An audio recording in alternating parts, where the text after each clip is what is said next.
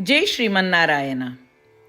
उत्तर अमेरिकायाम् अर्कन्सा नगरे बेण्टन्विल् क्षेत्रे स्थित श्रीरामानुजदास श्रीमन् वेणुगोपालमहोदयः भगवद्गीतायाः भाष्यं दत्तवान्। इदानीं तस्य भाष्यं संस्कृतभाषायां शृण्वन्तु। षोडशोऽध्यायः दैवासुरसम्पद्विभागयोगः। प्रथमः श्लोकः।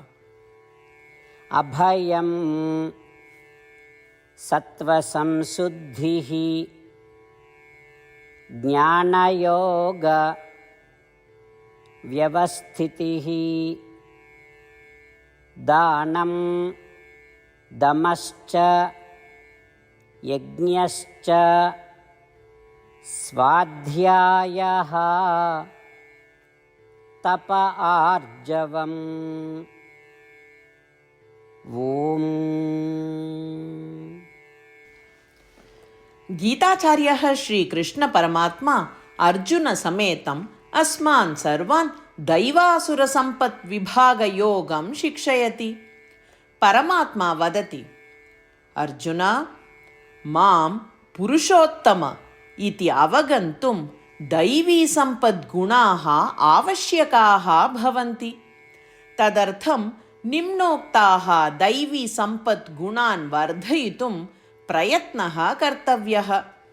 निर्भयत्वं, मनःशुद्धिः, सुप्रतिष्ठितप्रज्ञा, दानम्, इन्द्रियाणां निग्रहं, यज्ञाः, वैदिकग्रन्थ अध्ययनं, तपः तथा रजुत्वं च भवितव्यम्।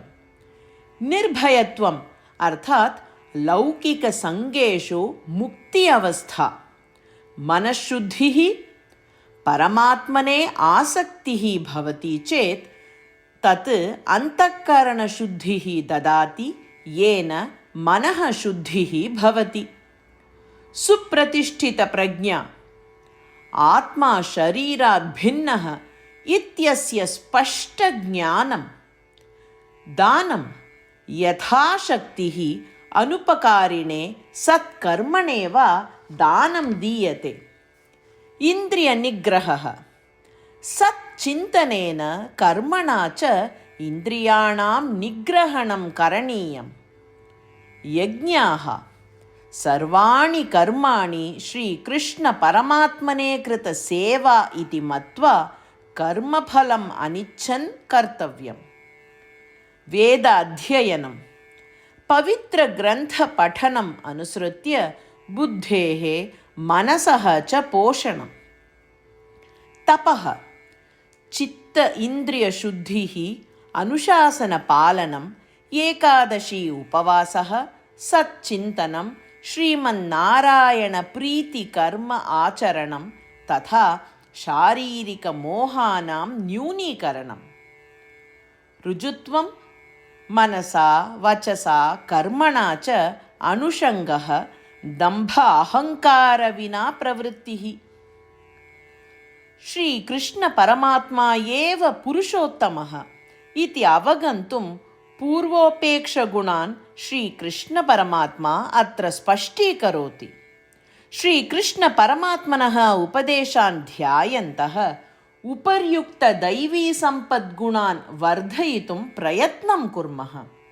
श्रीकृष्णपरमात्मा एव परमः पुरुषोत्तमः, श्रीकृष्णपरमात्मा एव स्वयं श्रीमन्नारायणः इति विश्वासं कुर्मः।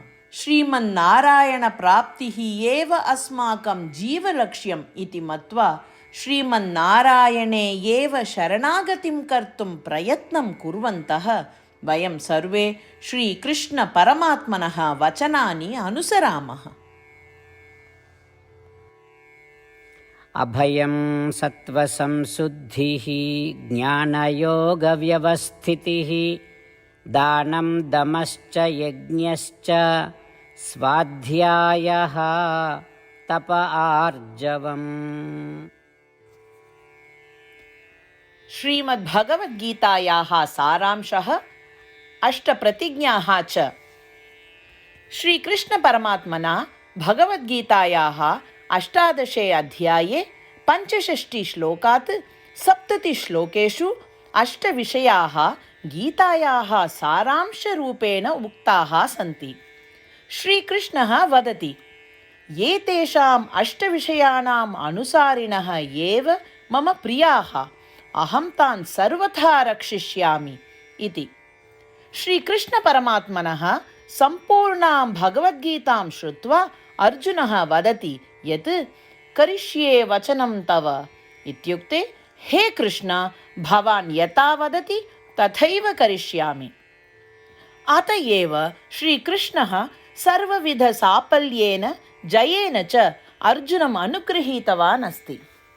वयमपि एतान् 8 विषयान् अनुसरेम इति प्रतिज्ञां कुर्मः। अस्य वचनस्य अपेक्षया अन्य पूजा, तपः, यज्ञः किमपि नास्ति एव। एताः 8 प्रतिज्ञाः स्वमनसि हृदये च धारयन्तु। एतया प्रतिज्ञया श्रीकृष्णस्य प्रीतं मुखं वयं पश्येम। इदानीम् अस्माकम् 8 प्रतिज्ञाः। भो श्रीमन्नारायण, यथा सूचितं भवता अहं सदा भवन्तं ध्यायामि। भो श्रीमन्नारायण, यथा उपदिष्टं भवता अहं सदा भक्तो भवामि। भो श्रीमन्नारायण, भवान् यावत् तृप्तिः भवेत् तावत् भवन्तं सेविष्ये। भो श्रीमन्नारायण, मम महती विश्वासः यत् अहं भवतः भक्तोऽस्मि। बद्धाञ्जलि भूत्वा भवन्तं सदा वन्दे। भो श्रीमन्नारायण, अहं भवतः वचनानि स्मरामि। मामेकं शरणं व्रज। भो श्रीमन्नारायण, भवतः चरणे एव आगतोऽस्मि।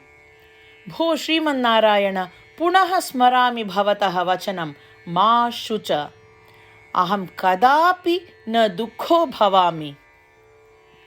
भो श्रीमन्नारायण, श्रीमद्भगवद्गीताम् अस्मभ्यं दत्त्वा अस्मान् सर्वान् अनुगृहीतवान् अस्ति। प्रतिदिनं भगवद्गीतायाः एकं श्लोकं वा शृणोमि उत वदामि इति प्रतिज्ञां करिष्ये। भो श्रीमन्नारायण, सर्वेभ्यः मानवेभ्यः भगवद्गीता भवता अनुगृहीता अस्ति।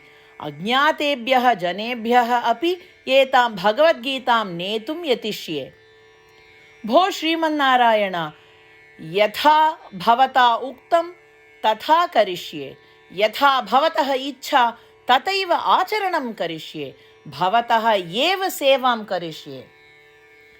यदि एवं श्रीमन्नारायणस्य वचनं पालयेम तर्हि तदेव प्रत्येकस्य पूजा भविष्यति। पूर्णविश्वासेन पुनः प्रतिज्ञां कुर्मः। भो श्रीमन्नारायण, करिष्ये वचनं तव। अभयं सत्त्वसंशुद्धिः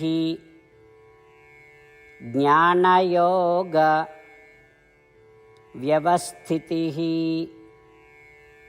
दानं दमश्च यज्ञश्च स्वाध्यायः तप आर्जवम्। ॐ अभयं सत्त्वसंशुद्धिः ज्ञानयोगव्यवस्थितिः दानं दमश्च यज्ञश्च स्वाध्यायः तप आर्जवम्।